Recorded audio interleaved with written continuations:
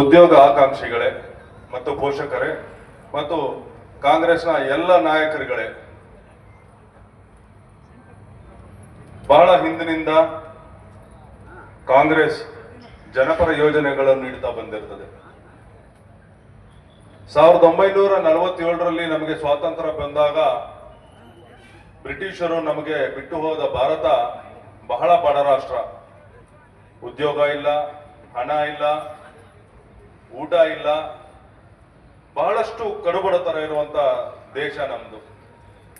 ಅಂತ ದೇಶವನ್ನು ಕೈಗೆತ್ತಿಕೊಂಡ ನಮ್ಮ ಮಾಜಿ ಪ್ರಧಾನಿ ನೆಹರೂರವರು ಮೊದಲು ಕಲ್ಪಿಸ್ಕೊಟ್ಟಿದ್ದು ಉದ್ಯೋಗ ಅವಕಾಶಗಳು.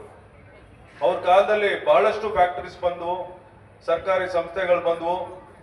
ಬೆಂಗಳೂರಲ್ಲೇ 9 ಸಂಸ್ಥೆಗಳು ನಮ್ಮ ಕನ್ನಡಿಗರಿಗೆ ಕಲ್ಪಿಸ್ಕೊಟ್ರು.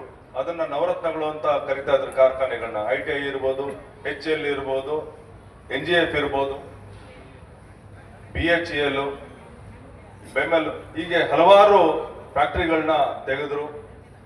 ಲಕ್ಷಾಂತರ ಮಂದಿಗೆ ಉದ್ಯೋಗ ಅವಕಾಶ ಮಾಡಿಕೊಟ್ರು. ನಂತರದ ದಿನಗಳಲ್ಲಿ ಇಂದಿರಾ ಗಾಂಧಿ ಅವರು ಬಂದ್ರು ಮತ್ತು ರಾಹುಲ್ ಗಾಂಧಿ ಅವರು ಬಂದಾಗ ಒಂದು ಕ್ರಾಂತಿನೇ ಉಂಟು ಮಾಡಿದ್ರು, ವೈಜ್ಞಾನಿಕ ಕ್ರಾಂತಿ ಅಂತ ಹೇಳಿ.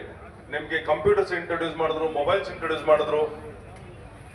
ನಂತರ ದಿನಗಳಲ್ಲಿ ಮನಮೋಹನ್ ಸಿಂಗ್ ಅವರು ಫೈನಾನ್ಸ್ ಮಿನಿಸ್ಟರ್ ಆಗಿದ್ರು, PV ನರಸಿಂಹರಾವ್ ಅವರ ಕಾಲದಲ್ಲಿ. ಅವರು ತಂದಂತಹ ಸುಧಾರಣೆಗಳು, ಗ್ಲೋಬಲೈಸೇಷನ್, ಇದೇ ರೀತಿ ಈ ಜನಗಳಿಗೆ ಏನಾದರೂ ಉದ್ಯೋಗ ಅವಕಾಶಗಳು ಕೊಟ್ಟಿದ್ರೆ ಅದು ಬರೀ ಕಾಂಗ್ರೆಸ್ ಪಕ್ಷ ಮಾತ್ರ ಅಂತ ಹೇಳೋದಕ್ಕೆ ನಾನು ಹೆಮ್ಮೆಯಿಂದ ಹೇಳ್ಕೊಳ್ತೀನಿ. ಇವತ್ತು ಏನು ಸಾಫ್ಟ್ವೇರ್ ಕ್ರಾಂತಿ ಆಗಿದೆ, ಇದಕ್ಕೆ ಅಡಿಪಾಯ ಹಾಕಿದವರು ಆಗ 99ರಲ್ಲಿ SM ಕೃಷ್ಣ ಅವರು ಕಾಂಗ್ರೆಸ್ ಸರ್ಕಾರದ ಚೀಫ್ ಮಿನಿಸ್ಟರ್ ಆದರು. ಇವತ್ತು ಅಮೆರಿಕ ಆಗ್ಲಿ ವಿದೇಶಗಳಲ್ಲಿ ಬಹಳಷ್ಟು ಕನ್ನಡಿಗರು ಹೋಗಿ ಸೆಟ್ಲ್ ಆಗಿದ್ದಾರೆ ಅಂದ್ರೆ ಅದಕ್ಕೆ ಕಾರಣ SM ಕೃಷ್ಣ ಅವರು. ಕಾಂಗ್ರೆಸ್ ಸರ್ಕಾರದ ಬದ್ಧತೆ ಹಂಗಿತ್ತು. ಇವತ್ತು ಕೂಡ ನೀವು BJP ಅವರಾಗ್ಲಿ JDS ಅವರಾಗ್ಲಿ ಉದ್ಯೋಗ ಮೇಳಗಳು ನೋಡೋದು ಕಾಣೋದಿಲ್ಲ. ನೀವು ಇದನ್ನು ಮಾಡಬೇಕಾದ್ರೆ ಕಾಂಗ್ರೆಸ್ ಅವರೇ ಮಾಡಬೇಕು. 500 ಅಭ್ಯರ್ಥಿಗಳು ಒಳಗಡೆ ಹೋಗ್ಬೇಕು ಅಂತ ಹೇಳ್ಬಿಟ್ಟು ಮನವಿ ಮಾಡ್ಕೊಡ್ತಾ ಇದ್ದೀವಿ. ಸೀರಿಯಲ್ ನಂಬರ್ ಕ್ರಮ ಸಂಖ್ಯೆ 400ರಿಂದ 600 ಅಭ್ಯರ್ಥಿಗಳು ಒಳಗಡೆ ಹೋಗ್ಬೇಕು ಅಂತ ಹೇಳ್ಬಿಟ್ಟು ಮನವಿ ಮಾಡ್ತಾ ಇದ್ದೀವಿ. ಈ ಕೋಲಾರ ಜಿಲ್ಲೆಯಲ್ಲಿ ಪ್ರಥಮ ಬಾರಿಗೆ ಉದ್ಯೋಗ ಮೇಳ ಮಾಡಬೇಕು ಅಂತ ಮನ್ಸು ಮಾಡಿದ್ದು ನಮ್ಮ ಆದಿನಾರಾಯಣ ಅವರು ಕೊತ್ತೂರು ಮಂಜಣ್ಣ ಅವರು. ಅವ್ರಿಗೆ ಅರಿವಿದೆ, ಕೇಂದ್ರ ಸರ್ಕಾರ 10 ವರ್ಷದಿಂದ BJP ಆಡಳಿತಕ್ಕೆ ಬಂದ ಮೇಲೆ ಅವ್ರದೇ ಡೇಟಾ ಹೇಳುತ್ತೆ 50 ವರ್ಷಗಳಲ್ಲಿ ಇಷ್ಟು ಕಡಿಮೆ ಉದ್ಯೋಗಗಳು ಇರಲಿಲ್ಲ. ಹಾಹಾಕಾರ ಇದೆ. ಜನ ಓದ್ತಾ ಇದಾರೆ, ಮಕ್ಕಳು ಓದ್ತಾ ಇದಾರೆ, ಅದ್ರ ಉದ್ಯೋಗಗಳು ಸಿಗ್ತಾ ಇಲ್ಲ ಅಂತ ಅದೇ ಡೇಟಾ, ಕೇಂದ್ರ ಸರ್ಕಾರ ಡೇಟಾನೇ ಹೇಳ್ತಾ ಇದೆ. ಅದನ್ನ ನಿವಾರಿಸೋದಕ್ಕೆ ಕಾಂಗ್ರೆಸ್ ಸರ್ಕಾರ ಎಲ್ಲೆಲ್ಲಿ ನಮ್ಮ ಕಾಂಗ್ರೆಸ್ ಸರ್ಕಾರ ಇದೆಯೋ ಆದಷ್ಟು ಪ್ರಯತ್ನಗಳನ್ನ ಮಾಡ್ತಾ ಇದ್ದೀವಿ. ನಾನು ಆದಿನಾರಾಯಣ ಅವರಿಗೆ ಕೃತಜ್ಞತೆ ಹೇಳ್ತೀನಿ. ಇಂಥ ಹೆಚ್ಚು ಜನಪರ ಕಾರ್ಯಕ್ರಮಗಳು ಮಾಡಬೇಕು, ಹೆಚ್ಚು ಜನಕ್ಕೆ ಸಹಾಯ ಆಗಬೇಕು.